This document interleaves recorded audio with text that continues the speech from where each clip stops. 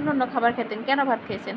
দেখেন তো আপু, এই যে বেশি কথা বলবো না, এই যে আমি কিন্তু বাঙালি, তাই না? এখন কি আমি গলায় একটা ওড়না নিছি, আসলে আমি খ্যাত হয়ে গেছি, তাই না? কপালে একটা টিপ দিচ্ছি, আমি খ্যাত হয়ে গেছি। আমি কাজল দিয়ে, আমি চোখে বি দিয়ে আজকে এরকম একটা আই লুক করছি, আমি খ্যাত হয়ে গেছি। ঠিক বলছেন আপু, আমরাই খ্যাত, কিন্তু তারপর আমরা গর্ববোধ করি আমরা বাঙালি, আমরা মাছে ভাতে বাঙালি। হ্যাঁ, 2 দিনের বৈরাগী ভাতকে বলি অন্ন, এটা যেন কখনো না বলে, নিজের দেশকে কখনো যেন অস্বীকার না করি। নিজের দেশকে, আপনার কথা শুনে মনে হয় যে আপনি নিজের দেশকে বিক্রি করে ফেলতে পারবেন।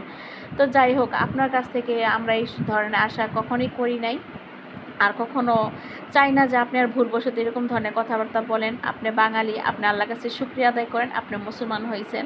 তো এই যেটুকু বলি, কারণ আপনি সেই বাংলাদেশে কিন্তু আপনার আসতে হবে, বাংলাদেশ ছাড়া আপনার কোনো উপায় নাই। যদি আপনি ওই রকম কোটিপতি হইতেন তাহলে ঠিকই আপনি অন্য দেশে চলে যেতেন। তো আপনার দুর্ভাগ্য, আপনি কেন যে কথাটা বললেন, মুখ দিয়ে আসলে চিন্তা ভাবনা করে কথা বললেন না।